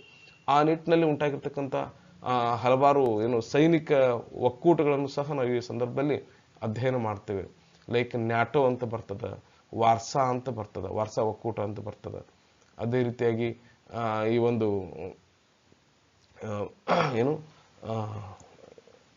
ಅರಬ್ ಕಂಟ್ರೀಸ್ ನೇತೃತ್ವದಲ್ಲಿರ್ತಕ್ಕಂಥ ಒಂದು ಒಕ್ಕೂಟ ಆಗ್ತದೆ. ಅವೆಲ್ಲವುಗಳು ಸಹ ಏನಾಗ್ತದೆ ಅಂತ ಹೇಳಿದ್ರೆ ಮಿಲಿಟರಿ ಸ್ಟ್ರಾಟಜಿಕ್ ಫ್ಯಾಕ್ಟರ್ಸ್ಗಳನ್ನು ಸಹ ಯಾಕೆ ಒಕ್ಕೂಟಗಳನ್ನು ಮಾಡಿಕೊಂಡ್ರು ಮತ್ತು ಆ ಒಕ್ಕೂಟಗಳಿಂದ ಆಗಿರ್ತಕ್ಕಂಥ ಪ್ರಭಾವ ಏನು ಮತ್ತು ಯಾವ ರೀತಿಯಾಗಿ ಅವು ತಮ್ಮ ಸೈನಿಕವಾಗಿರ್ತಕ್ಕಂಥ ಬಲವನ್ನು ಹೆಚ್ಚಿಸಿಕೊಳ್ತಕ್ಕ ನಿಟ್ಟಿನಲ್ಲಿ ರಾಷ್ಟ್ರಗಳು ಯಾವ ಕ್ರಮಗಳನ್ನು ಕೈಗೊಳ್ತಾ ಇದ್ದೇವೆ ಅಂತಕ್ಕಂಥ ಎಲ್ಲ ಅಂಶಗಳನ್ನು ನಾವು ಅಂತಾರಾಷ್ಟ್ರೀಯ ಸಂಬಂಧಗಳ ವ್ಯಾಪ್ತಿಯಲ್ಲಿ ಅಧ್ಯಯನ ಮಾಡ್ತೇವೆ ಅಂತ. Next one alliances and groupings ಅಂತಕ್ಕಂಥದ್ದು. ಅಂದ್ರೆ ಈ ಮೈತ್ರಿಕೂಟಗಳು ಮತ್ತು ಗುಂಪುಗಳು ಅಂತಕ್ಕಂಥ ವಿಚಾರಗಳನ್ನು ಸಹ ನಾವು ಅಂತಾರಾಷ್ಟ್ರೀಯ ಸಂಬಂಧಗಳಲ್ಲಿ ಅಧ್ಯಯನ ಮಾಡ್ತೇವೆ. ಅಲಯನ್ಸಸ್ ಅಂದ್ರ ಮತ್ತು ಗ್ರೂಪಿಂಗ್ಸ್ ಅಂದ್ರ, ಅಲಯನ್ಸಸ್ ಅಂತಂದ್ರೆ ಒಂದು ನಿರ್ದಿಷ್ಟವಾಗಿರ್ತಕ್ಕಂಥ ಉದ್ದೇಶ, ಅದು ಬಹುತೇಕವಾಗಿ ಮಿಲಿಟರಿ ಉದ್ದೇಶಕ್ಕಾಗಿ ಸ್ಥಾಪನೆ ಆಗಿರ್ತಕ್ಕಂಥ ಅಂಶಗಳಾಗಿರ್ಬೋದು. ಗ್ರೂಪಿಂಗ್ಸ್ ಅಂತ ಇದ್ರೆ ಆರ್ಥಿಕ ಕಾರಣಕ್ಕಾಗಿ ರಚನೆ ಆಗಿರ್ತಕ್ಕಂಥ ಮತ್ತು ಈ ಒಂದು ಪ್ರಾದೇಶಿಕ ಒಕ್ಕೂಟದ ಸಲುವಾಗಿ ರೂಪಣೆಗೊಂಡಿರ್ತಕ್ಕಂಥ ಒಂದು ಗುಂಪುಗಳಾಗಿರ್ಬೋದು. ಈಗ ಉದಾಹರಣೆಗೆ ನ್ಯಾಟೋ ಅಂತಕ್ಕಂಥದ್ದು ಏನದ, ಅದೊಂದು ಅಲಯನ್ಸ್, ತನ್ನ ಮಿಲಿಟರಿ ಉದ್ದೇಶಕ್ಕಾಗಿ ಸ್ಥಾಪನೆ ಆಗಿರ್ತಕ್ಕಂಥ ಒಂದು ಅಲಯನ್ಸ್ ಅದು. ಅದೇ ರೀತಿ ಯೂರೋ ಅಂತಕ್ಕಂಥದ್ದು ಏನದ, ಅದೊಂದು ಗ್ರೂಪಿಂಗ್, ಯುರೋಪಿಯನ್ ರಾಷ್ಟ್ರಗಳ ಪರಸ್ಪರ ಪ್ರಾದೇಶಿಕ ಸಹಕಾರದ ಸಲುವಾಗಿ ರಚನೆ ಆಗಿರ್ತಕ್ಕಂಥ ಒಂದು ಗ್ರೂಪಿಂಗ್, ಒಂದು ಗುಂಪು. ಹೌದು. ಅದೇ ರೀತಿ ಏಷ್ಯಾನ್ ಅಂತಕ್ಕಂಥದ್ದು ಏನದ, ಅದು ಕೂಡ ಒಂದು ಗುಂಪು, ಗ್ರೂಪಿಂಗ್ಸ್ ಒಳಗೆ ಬರ್ತಕ್ಕಂಥದ್ದು. ಆಮೇಲೆ ಈ ಒಂದು ಸಾರ್ಕ್ ಅಂತಕ್ಕಂಥದ್ದು ಏನದ, ಅದು ಸಹ ಒಂದು ಗ್ರೂಪಿಂಗ್ ಅಲ್ಲಿ ಬರ್ತಕ್ಕಂಥದ್ದು. ಅಲಯನ್ಸ್ ಅಂತ ಹೇಳಿದ್ರೆ ಬಹುತೇಕವಾಗಿ ಸೈನಿಕ ಉದ್ದೇಶದ ಸಲುವಾಗಿ ಸ್ಥಾಪನೆ ಆಗಿರ್ತಕ್ಕಂಥ ಒಂದು ಅಂಶಗಳಾಗಿದ್ರೆ, ಗ್ರೂಪಿಂಗ್ಸ್ ಅಂತಕ್ಕಂಥದ್ದು ಒಂದು ಸಮಾನವಾಗಿರ್ತಕ್ಕಂಥ ಸಮಸ್ಯೆಗಳನ್ನು ಎದುರಿಸುವ ಸಲುವಾಗಿ ಪ್ರಾದೇಶಿಕ ಒಂದು ಅಂಶಗಳ ಆಧಾರದ ಮೇಲೆ ರೂಪಣೆಗೊಂಡಿರ್ತಕ್ಕಂಥ ರಾಷ್ಟ್ರಗಳ ಗುಂಪಾಗಿರ್ತದೆ. ಇವುಗಳ ಬಗ್ಗೆ ಸಹ ನಾವು ಅಂತಾರಾಷ್ಟ್ರೀಯ ಸಂಬಂಧಗಳ ವ್ಯಾಪ್ತಿಯಲ್ಲಿ ಅಧ್ಯಯನ ಮಾಡ್ತೇವೆ ಅಂತ. ನೆಕ್ಸ್ಟ್ ಒನ್ ಏನು ಅಂತ ಹೇಳಿದ್ರೆ conflict management and conflict resolution ಅಂತಕ್ಕಂಥ ವಿಚಾರವನ್ನು ಸಹ ನಾವು ಅಂತಾರಾಷ್ಟ್ರೀಯ ಸಂಬಂಧಗಳ ವ್ಯಾಪ್ತಿಯಲ್ಲಿ ಅಧ್ಯಯನ ಮಾಡ್ತೇವೆ. ಈ ಸಂಘರ್ಷಗಳನ್ನು ಯಾವ ರೀತಿಯಾಗಿ ನಿರ್ವಹಿಸ್ತೀವಿ ಮತ್ತು ಸಂಘರ್ಷಗಳನ್ನು ಯಾವ ರೀತಿಯಾಗಿ ಪರಿಹರಿಸ್ತೀವಿ ಅಂತಕ್ಕಂಥ ವಿಚಾರ. ರಾಷ್ಟ್ರಗಳ ಮಧ್ಯೆ ಉಂಟಾಗಿರ್ತಕ್ಕಂಥ ಹಲವಾರು ಸಂಘರ್ಷಗಳನ್ನು ನಾವು ಯಾವ ರೀತಿಯಾಗಿ ಅವುಗಳನ್ನು ಮ್ಯಾನೇಜ್ಮೆಂಟ್ ಮಾಡ್ತೀವಿ ಮತ್ತು ಅವುಗಳನ್ನು ಯಾವ ರೀತಿಯಾಗಿ ನಿವಾರಣೆ ಮಾಡ್ತೀವಿ ಅಂತಕ್ಕಂಥ ವಿಚಾರಗಳನ್ನು ನಾವು ಅಂತಾರಾಷ್ಟ್ರೀಯ ಸಂಬಂಧಗಳ ವ್ಯಾಪ್ತಿಯಲ್ಲಿ ಅಧ್ಯಯನ ಮಾಡ್ತೀವಿ ಅಂತಕ್ಕಂಥದ್ದು. ಉದಾಹರಣೆಗೆ ಫರಕ್ಕಾ ಬ್ಯಾರೇಜಿಗೆ ಸಂಬಂಧಪಟ್ಟಂತೆ ಬಾಂಗ್ಲಾದೇಶ ಮತ್ತು ಭಾರತಕ್ಕೆ ಸಂಬಂಧಪಟ್ಟಂತೆ ಅಂದ್ರೆ ಗಂಗಾ ನದಿ ನೀರಿನ ವಿವಾದಕ್ಕೆ ಸಂಬಂಧಪಟ್ಟಂತೆ ಆಗಿರ್ತಕ್ಕಂಥ ವಿವಾದ ಇದು. ಈ ಒಂದು ವಿವಾದವನ್ನು ನಾವು ಯಾವ ರೀತಿಯಾಗಿ ನಿರ್ವಹಿಸಿದೀವಿ ಮತ್ತು ಅದನ್ನು ಯಾವ ರೀತಿಯಾಗಿ ನಾವು ಪರಿಹಾರ ಮಾಡ್ಕೊಂಡಿವಿ ಅಂತಕ್ಕಂಥ ವಿಚಾರಗಳನ್ನ ಅಂತಾರಾಷ್ಟ್ರೀಯ ಸಂಬಂಧಗಳ ವ್ಯಾಪ್ತಿಯಲ್ಲಿ ಅಧ್ಯಯನ ಮಾಡ್ತೀವಿ. ಅದೊಂದು ಎಕ್ಸಾಂಪಲ್ ಮಾತ್ರ.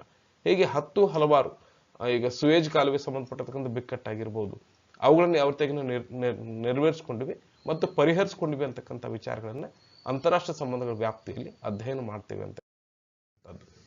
ಅದೇ ರೀತಿ ಅಂತಾರಾಷ್ಟ್ರೀಯ ಸಂಬಂಧ ಅಂತ ಹೇಳಿದ್ರೆ ಬಹುಶಃ ಅದು ಯುದ್ಧ ಮತ್ತು ಶಾಂತಿಗೆ ಸಂಬಂಧಪಟ್ಟಿರ್ತಕ್ಕಂಥದ್ದು ಅಂತಕ್ಕಂಥದ್ದು.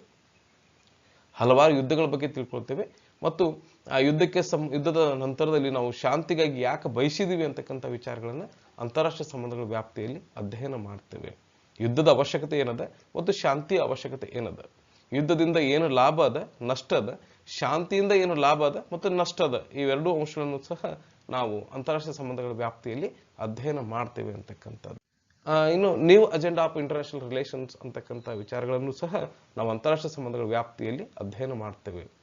ಕೇವಲ ಸಂಘರ್ಷಗಳು, ಶಕ್ತಿಯನ್ನು ಹೊಂದೋದು, ರಾಷ್ಟ್ರೀಯ ಹಿತಾಸಕ್ತಿಯನ್ನು ಸಾಧಿಸಿಕೊಳ್ಳೋದು ಮಾತ್ರ ಅಲ್ಲ, ಅದರ ಬದಲಾಗಿ ಈ ಒಂದು ಲಿಂಗ ತಾರತಮ್ಯ, ಮಾನವ ಹಕ್ಕುಗಳು, ಗ್ಲೋಬಲ್ ವಾರ್ಮಿಂಗು, ಜಾಗತಿಕ ಪರಿಸರದ ಮೇಲೆ ಉಂಟಾಗಿರ್ತಕ್ಕಂಥ ಅಂಶಗಳು, ಭಯೋತ್ಪಾದನೆ, ಮಾನವ ಕಳ್ಳ ಸಾಗಾಣಿಕೆ, ಎಲ್ಲ ಅಂಶಗಳನ್ನು ಸಹ ಇವತ್ತಿನ ಹೊಸದಾಗಿರ್ತಕ್ಕಂಥ ಅಂತಾರಾಷ್ಟ್ರೀಯ ಸಂಬಂಧಗಳ ವ್ಯಾಪ್ತಿಯಲ್ಲಿ ನಾವು ಅಧ್ಯಯನ ಮಾಡಬೇಕಾಗ್ತದೆ.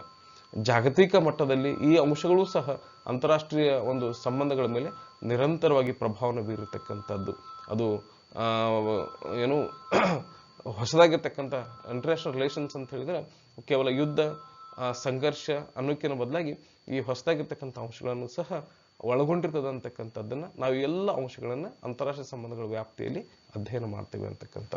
ಅದೇ ರೀತಿ ಆರ್ಮ್ಸ್ ಕಂಟ್ರೋಲ್ ಅಂಡ್ ಡಿಸ್ಆರ್ನಮೆಂಟ್ ಅಂತಕ್ಕಂಥ ವಿಚಾರಕ್ಕೆ ಸಂಬಂಧಪಟ್ಟಂತೆ ಶಸ್ತ್ರಾಸ್ತ್ರಗಳ ನಿಯಂತ್ರಣ ಮತ್ತು ನಿಶಸ್ತ್ರೀಕರಣ ಅಂತಕ್ಕಂಥ ಅಂಶಗಳ ಬಗೆಗೆ ಯಾವ ರೀತಿಯಾಗಿರ್ತಕ್ಕಂಥ ಒಪ್ಪಂದಗಳು ಸ್ಟಾರ್ಟ್ ಆಗಿರ್ಬೋದು, NPT ಆಗಿರ್ಬೋದು, NGO ಆಗಿರ್ಬೋದು, FMT ಆಗಿರ್ಬೋದು, CTBT ಆಗಿರ್ಬೋದು, BWC ಆಗಿರ್ಬೋದು, ಈ ಎಲ್ಲ ಒಪ್ಪಂದಗಳ ಬಗೆಗೆ ಡಿಸ್ಆರ್ನಮೆಂಟ್ ಮತ್ತು ಆರ್ಮ್ಸ್ ಕಂಟ್ರೋಲ್ಗಳ ಬಗೆಗೆ ಯಾವ ರೀತಿಯಾಗಿರ್ತಕ್ಕಂಥ ಕ್ರಮಗಳನ್ನು ಜಾಗತಿಕ ಮಟ್ಟದಲ್ಲಿ ಕೈಗೊಂಡಿದ್ದಾರೆ ಅಂತಕ್ಕಂಥ ವಿಚಾರಗಳನ್ನ ಅಂತಾರಾಷ್ಟ್ರೀಯ ಸಂಬಂಧಗಳ ವ್ಯಾಪ್ತಿಯಲ್ಲಿ ನಾವು ಅಧ್ಯಯನ ಮಾಡ್ತೇವೆ.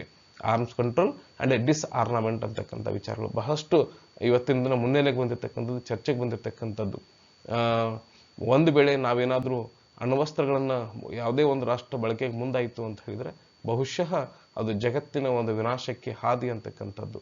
ಅಂದ್ರೆ ಯಾವ ರಾಷ್ಟ್ರವೂ ಕೂಡ ಇವತ್ತು ಮತ್ತೊಂದು ರಾಷ್ಟ್ರದ ಮೇಲೆ ಯುದ್ಧ ಮಾಡಲಿಕ್ಕೆ ಯಾಕೆ ಭಯ ಪಡ್ತಾ ಇದೆ ಅಂತ ಹೇಳಿದ್ರೆ ಅಣ್ವಸ್ತ್ರದ ಕಾರಣಕ್ಕಾಗಿ ಅಂತಕ್ಕಂಥದ್ದು. ಅದಕ್ಕಾಗಿ ಇವತ್ತು ಜಗತ್ತು ಈ ಆರ್ಮ್ಸ್ ಕಂಟ್ರೋಲ್ ಮತ್ತು ಡಿಸ್ಆರ್ನಮೆಂಟ್ ಕಡೆಗೆ ಯಾಕೆ ಹೋಗ್ತಾ ಇದೆ ಮತ್ತು ಅವಶ್ಯಕತೆ ಏನದ ಅಂತಕ್ಕಂಥ ವಿಚಾರಗಳನ್ನ ಅಂತಾರಾಷ್ಟ್ರೀಯ ಸಂಬಂಧಗಳ ವ್ಯಾಪ್ತಿಯಲ್ಲಿ ನಾವು ಅಧ್ಯಯನವನ್ನ ಮಾಡ್ತೇವೆ. ಅದೇ ರೀತಿ ಡೆಮೋಗ್ರಾಫಿಕ್ ಫ್ಯಾಕ್ಟರ್ಸ್, ಈ ಅಂತಾರಾಷ್ಟ್ರೀಯ ಸಂಬಂಧಗಳ ಮೇಲೆ ಈ ಜನಸಂಖ್ಯೆಯ ಒಂದು ಅಂಶಗಳು ಯಾವ ರೀತಿಯಾಗಿ ಪ್ರಭಾವ ಬೀರಿದೆ ಅಂತಕ್ಕಂಥದ್ದು. ಒಂದು ಕಾಲದಲ್ಲಿ ಜನಸಂಖ್ಯೆ ಖಂಡಿತವಾಗಿಯೂ ಜಾಗತಿಕ ಮಟ್ಟದಲ್ಲಿ ಒಂದು ಮಾರಕ ಅಂತಕ್ಕಂಥ ವಿಚಾರವನ್ನು ನಾವು ಅಧ್ಯಯನವನ್ನು ಮಾಡ್ತಾ ಇದ್ದೀವಿ. ಆದರೆ ಇವತ್ತಿನ ಬದಲಾಗಿರ್ತಕ್ಕಂಥ ಸ್ವರೂಪಕ್ಕೆ ಅನುಸಾರವಾಗಿ ಇವತ್ತು ಜನಸಂಖ್ಯೆ ಮಾರಕ ಅಲ್ಲ, ಬದಲಾಗಿ ಅದೊಂದು ಜನ ಸಂಪನ್ಮೂಲವಾಗಿ ಅದನ್ನ ಒಂದು ಅಡ್ವಾಂಟೇಜ್ ಆಗಿ ತೆಗೆದುಕೊಂಡಿರ್ತಕ್ಕಂಥ ಅಂಶಗಳನ್ನು ನಾವು ಇವತ್ತಿನ ದಿನ ಕಾಣ್ತಾ ಇದ್ದೇವೆ. ಒಂದು ಕಾಲದಲ್ಲಿ ಭಾರತದ ಜನಸಂಖ್ಯೆ ಏನಾಗಿತ್ತು ಅಂತಂದ್ರೆ ಭಾರತಕ್ಕೆ ದೊಡ್ಡ ಹೊರೆ ಅಂತ ನಾವು ಭಾವಿಸ್ತಾ ಇದ್ವಿ. ಆದರೆ ಇವತ್ತಿನ ಬದಲಾಗಿರ್ತಕ್ಕಂಥ ಸನ್ನಿವೇಶದಲ್ಲಿ ಜಗತ್ತಿನ ಎಲ್ಲಾ ದೇಶಗಳೂ ಸಹ ಯಾಕೆ ಭಾರತದ ಕಡೆಗೆ ನೋಡ್ತಾ ಇದ್ದವು, ಭಾರತವನ್ನು ಯಾಕೆ ನೆಗ್ಲೆಕ್ಟ್ ಮಾಡ್ತಾ ಇಲ್ಲ ಅಂತ ಹೇಳಿದ್ರೆ ಅದು ಹೊಂದಿರತಕ್ಕಂಥ ಜನಸಂಖ್ಯೆ ಮತ್ತು ಮಾರುಕಟ್ಟೆ. ಯಾಕಂತ ಹೇಳಿದ್ರೆ ಇವತ್ತು ಜಗತ್ತಿನ ಒಂದು ಶಕ್ತಿಯನ್ನು ಅಳಿತಾ ಇರತಕ್ಕಂಥದ್ದು ಖಂಡಿತವಾಗಿಯೂ ಅದು ಹೊಂದಿರತಕ್ಕಂಥ ಒಂದು ಮಿಲಿಟರಿ ಅಥವಾ ಸೈನಿಕ ಶಕ್ತಿ ಆಧಾರದ ಮೇಲೆ ಅಲ್ಲ, ಬದಲಾಗಿ ಅದು ಹೊಂದಿರತಕ್ಕಂಥ ಆರ್ಥಿಕ ಶಕ್ತಿ ಆಧಾರದ ಮೇಲೆ. ಆರ್ಥಿಕ ಶಕ್ತಿ ಹೊಂದಬೇಕಾಗಿತ್ತು ಅಂತ ಹೇಳಿದ್ರೆ ಅದು ಹೊಂದಿರತಕ್ಕಂಥ ಮಾರುಕಟ್ಟೆ. ಇವತ್ತು ಜಗತ್ತಿನ ಅತ್ಯಂತ ದೊಡ್ಡ ಮಾರುಕಟ್ಟೆಗಳಲ್ಲಿ ಒಂದು ಅಂತ ಹೇಳಿದ್ರೆ ಖಂಡಿತವಾಗಿಯೂ ಅದು ಭಾರತ ಅಂತಕ್ಕಂಥದ್ದು. ಚೀನಾ ಮತ್ತು ಭಾರತ ಇವತ್ತು ಯಾಕೆ ಒಂದು ಎಮರ್ಜಿಂಗ್ ಆಗಿರ್ತಕ್ಕಂಥ ರಾಷ್ಟ್ರಗಳಿಗೆ ಯಾಕೆ ಹೊರಹೊಮ್ತಾ ಇದಾವೆ ಅಂತಿದ್ರೆ because of it's demographic factors ಅಂತಕ್ಕಂಥದ್ದು. ಕೇವಲ ಜನಸಂಖ್ಯೆ ಹೊಂದಿದ್ರೆ ಮಾತ್ರ ಅಲ್ಲ, ಬದಲಾಗಿ ಆರೋಗ್ಯವಂತ ಮತ್ತು ಸಂಪನ್ಮೂಲ ಭರಿತವಾಗಿರ್ತಕ್ಕಂಥ ಜನಸಂಖ್ಯೆಯನ್ನು ಹೊಂದಿದ್ದಾಗಿತ್ತು ಅಂತಿದ್ರೆ ಖಂಡಿತವಾಗಿಯೂ ಆ ದೇಶ ಜಗತ್ತಿನ ಸೂಪರ್ ಪವರ್ ದೇಶ ಆಗ್ತದ ಅಂತಕ್ಕಂಥ ಎಲ್ಲ ವಿಚಾರಗಳನ್ನ ನಾವು ಅಂತಾರಾಷ್ಟ್ರೀಯ ಸಂಬಂಧಗಳ ವ್ಯಾಪ್ತಿಯಲ್ಲಿ ಅಧ್ಯಯನ. ಅದೇ ರೀತಿ ನೆಕ್ಸ್ಟ್ ಒನ್, ಆರ್ಥಿಕವಾಗಿರ್ತಕ್ಕಂಥ ಅಂಶಗಳನ್ನು ಸಹ ನಾವು ಇವತ್ತಿನ ಅಧ್ಯಯನ ಮಾಡ್ತಾ ಇದ್ವಿ. ನಾನು ಆಗಲೇ ಹೇಳಿದೆ, ಇವತ್ತು ಜಗತ್ತು ಯಾವುದು ಸೂಪರ್ ಪವರ್ ದೇಶ ಅಂತಿದ್ರೆ ಯಾವ ದೇಶ ಆರ್ಥಿಕವಾಗಿ ಸಶಕ್ತತೆಯನ್ನು ಹೊಂದಿದೆ, ಆರ್ಥಿಕವಾಗಿ ಸದೃಢತೆಯನ್ನು ಹೊಂದ ಸಾಗ್ತಾ ಇದೆ, ಆ ದೇಶವೇ ಇವತ್ತು ಜಗತ್ತಿನ ಸೂಪರ್ ಪವರ್ ದೇಶ ಅಂತಕ್ಕಂಥದ್ದನ್ನು ನಾವು ಪರಿಭಾವನೆ ಮಾಡ್ತಾ ಇದ್ವಿ. ಅಂದ್ರೆ ಶಕ್ತಿಯ ಪರಿಭಾವನೆ ಬದಲಾಗಿರ್ತಕ್ಕಂಥದ್ದು. ಹಿಂದೆ ಒಂದು ಸುಮಾರು 50 ವರ್ಷಗಳ ಹಿಂದಿನ ವಿಚಾರವನ್ನು ತೆಗೆದುಕೊಂಡಿದ್ದೆ ಆಯ್ತು ಅಂತಿದ್ರೆ, ಯಾವ ರಾಷ್ಟ್ರ ಅತ್ಯಧಿಕ ಪ್ರಮಾಣದಲ್ಲಿ ಶಸ್ತ್ರಾಸ್ತ್ರಗಳನ್ನು ಹೊಂದಿತ್ತು ಆ ದೇಶ ಸೂಪರ್ ಪವರ್ ಅಂತಾಗಿತ್ತು. ಯಾವ ರಾಷ್ಟ್ರ ಅತ್ಯಧಿಕ ಪ್ರಮಾಣದಲ್ಲಿ ಮದ್ದುಗುಂಡುಗಳನ್ನು ಶೇಖರಣೆ ಮಾಡಿ ಇಟ್ಕೊಂಡದ ಆ ರಾಷ್ಟ್ರ ಶಕ್ತಿಶಾಲಿ ದೇಶ ಅಂತ ಭಾವಿಸ್ತಾ ಇದ್ವಿ. ಬಟ್ ಈಗ ಏನಾಗ್ಯದಪ್ಪ ಅಂತಂದ್ರೆ ಟ್ರೆಂಡ್ ಬದಲಾಕೊಂತ ಹೋಗ್ತಾ ಇದೆ.